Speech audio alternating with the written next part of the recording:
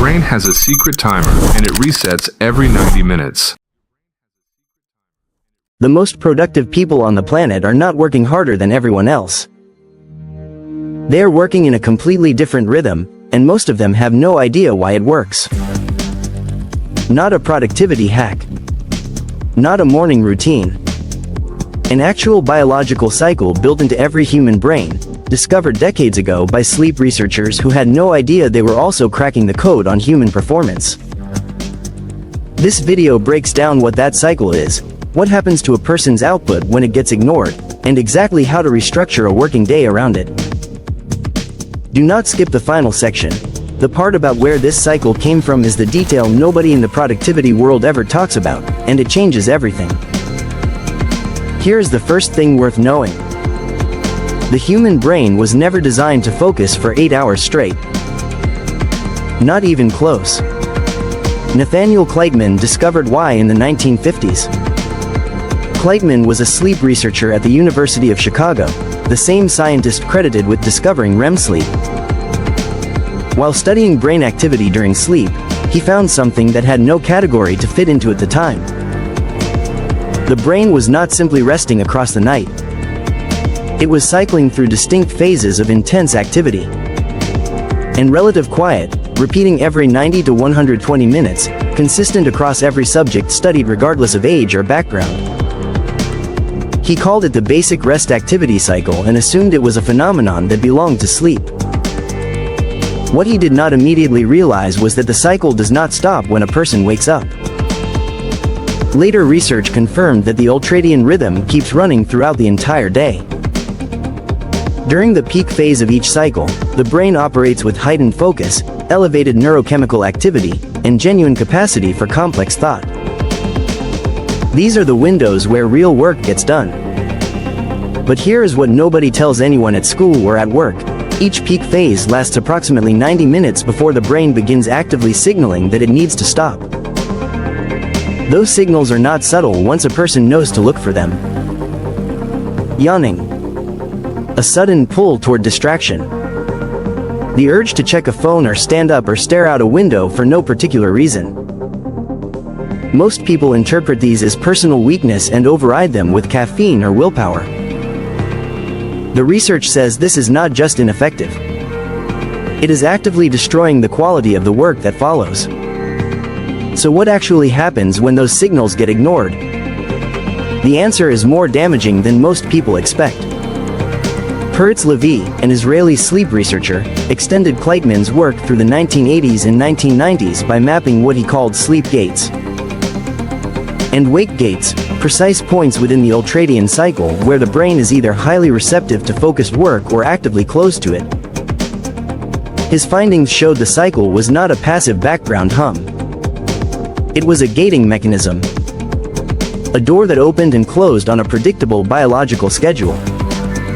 Working against the gate required significantly more conscious effort.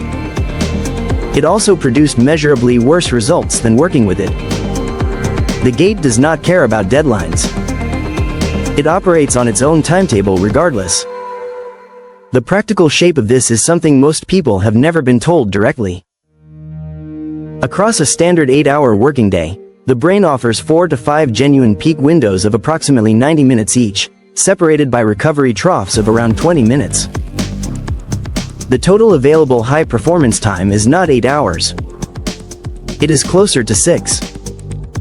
The rest of the time, the brain is either recovering or being forced to work in a depleted state. And the difference in output quality between those two conditions is significant. But here's where the research stops being abstract and starts being genuinely difficult to ignore. Anders Ericsson spent decades studying elite performers across music, chess, sport, and writing. The finding that kept appearing regardless of the field was this: world-class performers naturally gravitated toward work and practice sessions of approximately 90 minutes, followed by genuine rest. They were not doing this because they had studied Kleitman's research. They were doing it because years of high-performance work had taught their bodies what the optimal cycle felt like from the inside. The 90-minute block was not a system they imposed on their biology. It was a pattern their biology had imposed on them once they started paying attention. Erickson also found something that cuts directly against the culture of overwork that dominates most professional environments. The performers who pushed past the natural cycle without taking recovery time showed diminishing returns every time. More hours did not produce more output. Past a certain point, more hours produced worse output than fewer hours with proper recovery built in. The highest performers in every field worked less total time than their peers, but they protected their peak windows with a consistency that separated them from everyone else. A separate study of knowledge workers produced numbers that are hard to dismiss. The most productive employees, measured by the quality of their output rather than the hours they logged, worked in focused sessions of around 52 minutes followed by 17-minute breaks. The architecture mirrors the Ultradian model closely enough to make the underlying principle unmistakable.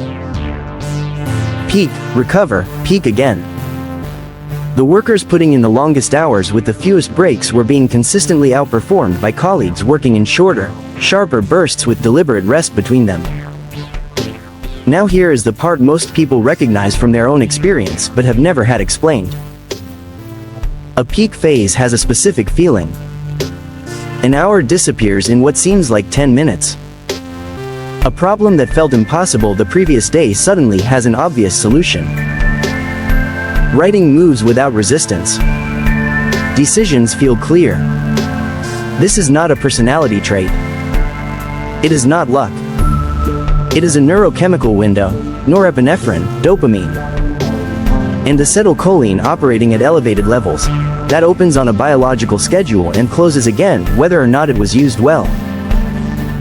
The people who seem to do their best work without apparent effort are very often simply the people who learn to start working the moment that window opens and stop when it closes. The trough feels just as recognizable. Reading the same paragraph 4 times and retaining none of it. Making a decision and second-guessing it immediately. Losing the thread of a conversation that would have been easy to follow 90 minutes earlier. These are not general fatigue. They are specific neurochemical depletion. Rest resolves them. Caffeine masks them temporarily while the underlying depletion continues accumulating. The work produced in a trough state costs more effort and delivers less value than almost anything produced during a genuine peak. And most people have no system for telling the difference between the two. Here is something most productivity advice skips entirely. Before restructuring anything, track the pattern for 1 week. Notice when focus arrives on its own. Notice exactly when it disappears. Write the times down. The 90-minute architecture is the same for every human brain. But the clock it runs on is personal. An early riser may hit their first peak window between 7 and 8:30 in the morning. A natural night owl may not reach that same state until mid-morning. Identifying where the peaks fall in a specific day is what makes the whole model practical rather than theoretical. Once the pattern is clear, the restructuring is simple. Put the hardest, most demanding work inside the identified peak windows. Protect those blocks from meetings and notifications the same way a medical appointment would be protected.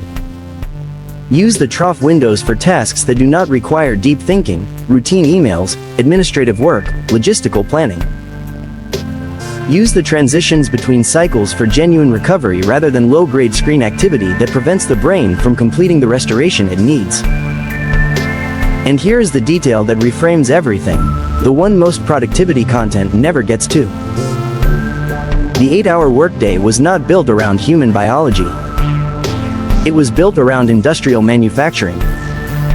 Robert Owen campaigned for it in the early 19th century as a reform against the 16-hour factory shifts destroying workers during the Industrial Revolution. Ford Motor Company adopted it in 1914. And productivity rose, not because 8 hours was optimal for human cognition, but because it was dramatically less destructive than what came before. The 8-hour standard was a humanitarian improvement over a brutal baseline. It was never a prescription for how a brain performs best. The brain was not consulted when the workday was designed. The Ultradian rhythm was not discovered until a century later. The standard that governs how most people spend the majority of their waking lives was built for a factory floor and applied, without modification, to every form of knowledge work that followed. Kleitman found the cycle in a sleep lab in the 1950s and spent years being dismissed. Ericsson found it in the practice records of the world's best performers who had stumbled onto it without knowing its name. Workplace researchers found it in the output data of people quietly outperforming colleagues while working fewer total hours. The rhythm is not new. It is not a trend. It was running inside every person reading this long before anyone thought to measure it. The only question worth asking is whether the day being built around it, or against it. If this changed how you think about your working day, hit like and subscribe. Send it to someone who brags about never taking breaks. They need this more than anyone.